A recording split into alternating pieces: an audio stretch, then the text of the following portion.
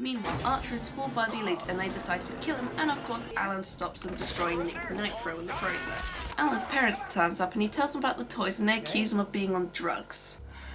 I need to ask you this. Are you on crank? No! Then is it crystal meth, tar, smack? Irene, for Well, we need to...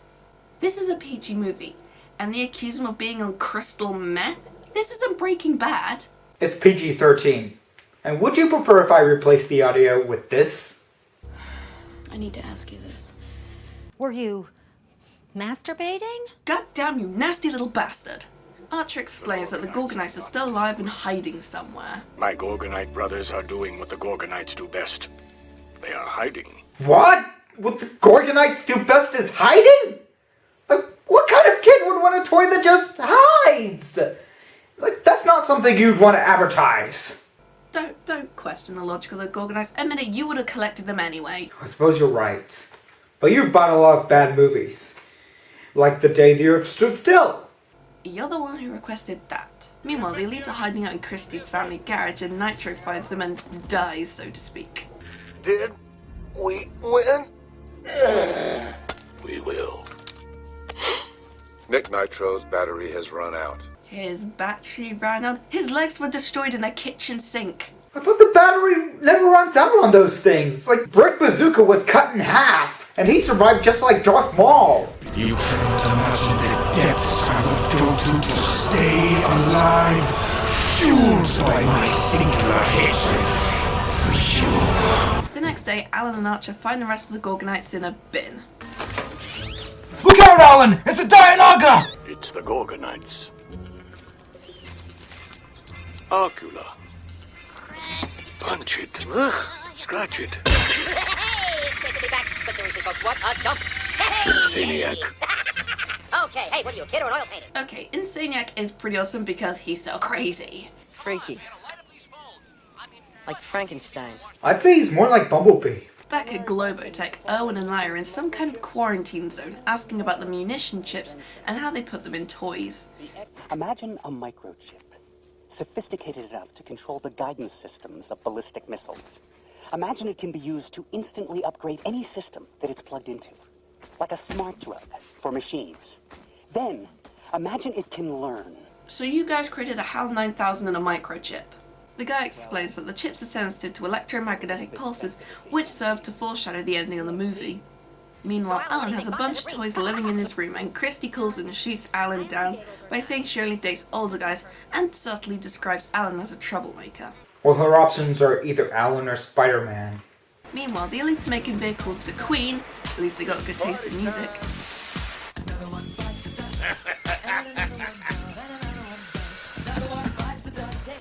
Chip has an orders a hostage mission, i.e. kidnap Christy to lure Alan out into the open and destroy him.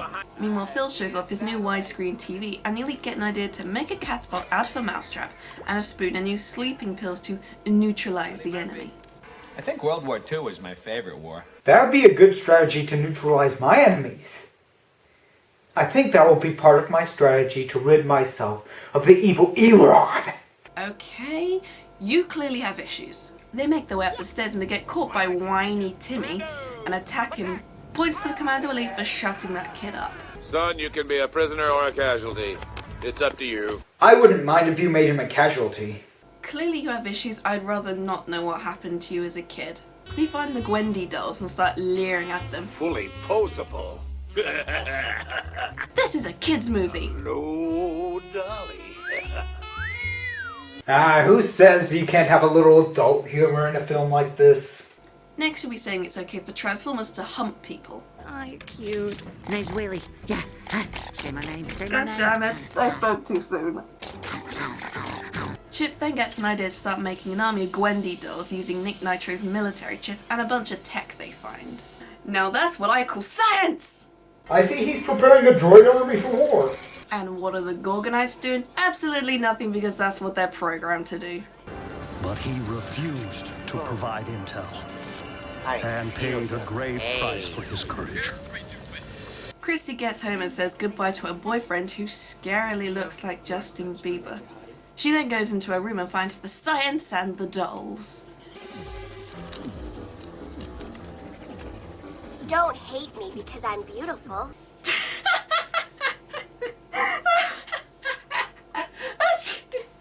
You really think you... Oh my god. Mischief? Are you okay? The dolls then attack and Brad shows up and gets attacked by the dolls and set on fire by the elite.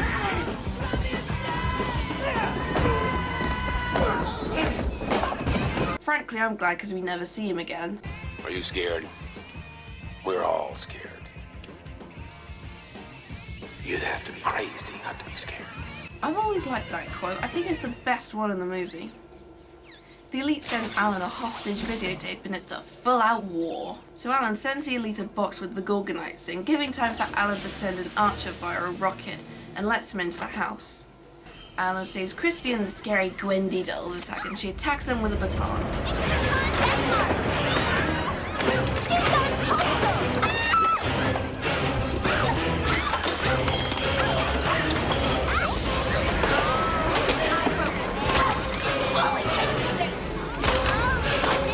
Damn, this is awesome!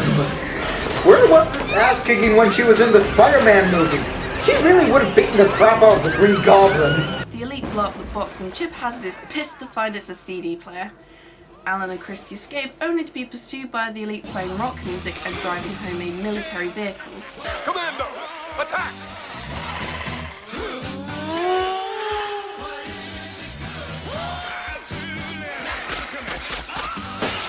Fortunately, Christy has a moped they can escape on, and we get this pretty cool chase scene. Oh god, we're gonna die! We're gonna die! We're gonna die! No, we're not! No, we're not gonna die! Oh my god! Trust me, he's a kick-ass driver!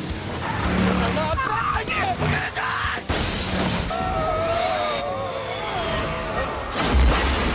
The great Michael Bay would be proud.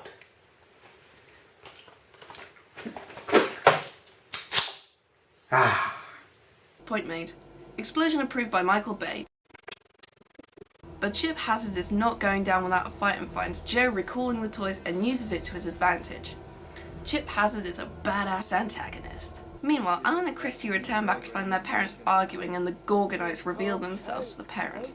And Owen and Larry turn up and Stuart punches Larry because you got to. Owen fires Archer and they consider him the creator. And he notices their self-awareness and the elite begin a full frontal assault with the recalled elite toys. Phil decides to surrender and it fails and the elite start playing Spice Girls on the speakers.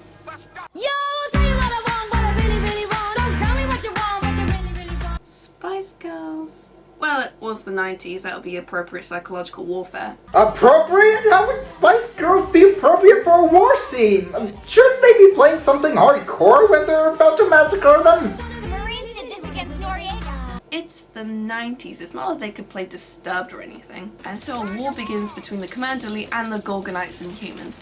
Best part of the movie, I like to think, and Alan's mum starts using tennis rackets to stop the fireballs. Really? This is our climax?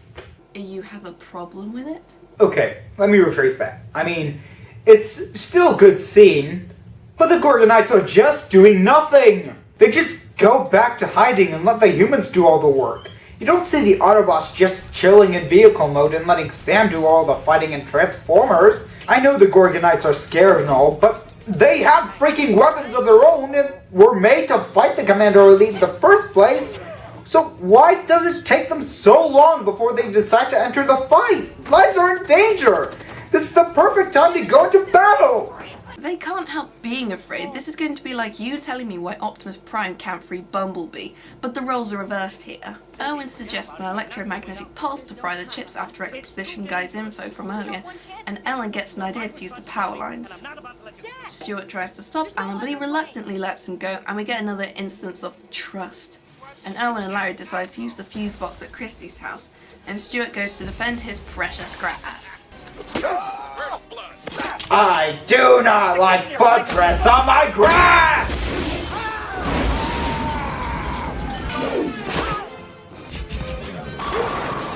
Hey, meet my wife, the old ball and chain. Hey, I love working it around. I'm not gonna stand. Oh, look at that. You don't like stand up, huh, G.I.? Then sit down. Thank you and good night. See? See how effective they are against the Commandos? I think just letting Insaniac go like crazy and loose on them would be enough to win them the battle. So 7 Gorgonites should be able to kick some major ass. But they're still outnumbered. They weren't outnumbered in the beginning of the movie. There were 6 Commandos and 7 Gorgonites. They're programmed to be afraid. Now shut up and watch the rest of the movie. Owen and Larry get to the fuse box and Alan gets to the top of the power lines, and who should turn up but made the chip hazard, causing him to drop the wrench. The helicopter causes the giant dish to fall and Archer turns up to help Alan, and they engage in a battle and Chip Hazard kicks him off. You got a lot of guts. Let's see what they look like. They're wires and metal, the same as yours.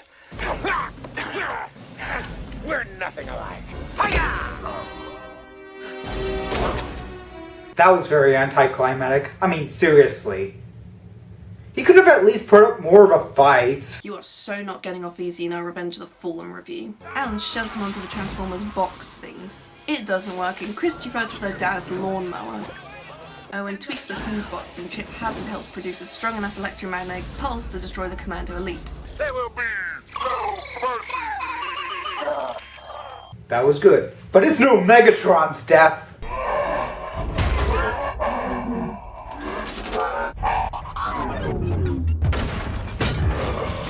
The next morning, Gil arrives with checks for all and decides he's going to use the Commando Elite against some rebels. I just want clothes.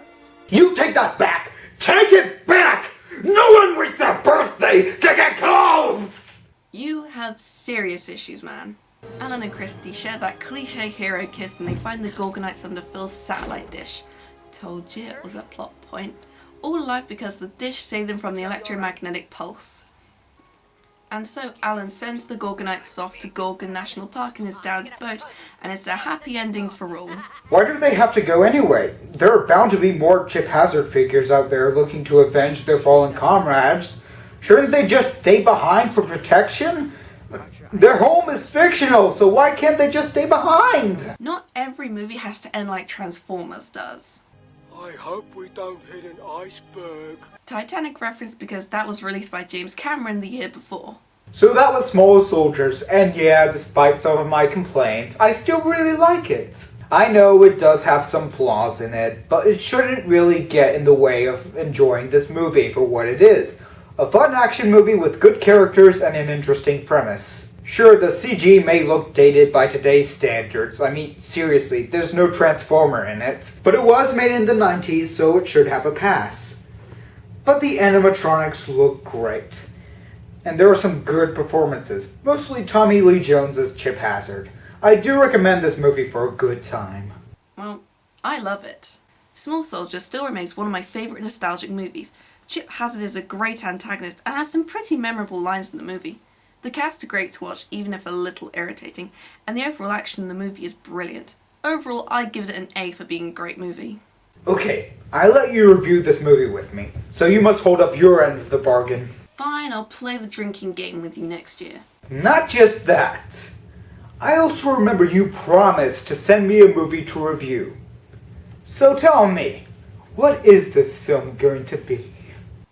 Okay, next year I want you to review something unlike anything you've ever reviewed before. Okay, what's the title? I'm not going to tell you that here, we're supposed to have a cliffhanger. Seriously? I'm not going to learn what I'm going to review until 2014? Happy Days Critic.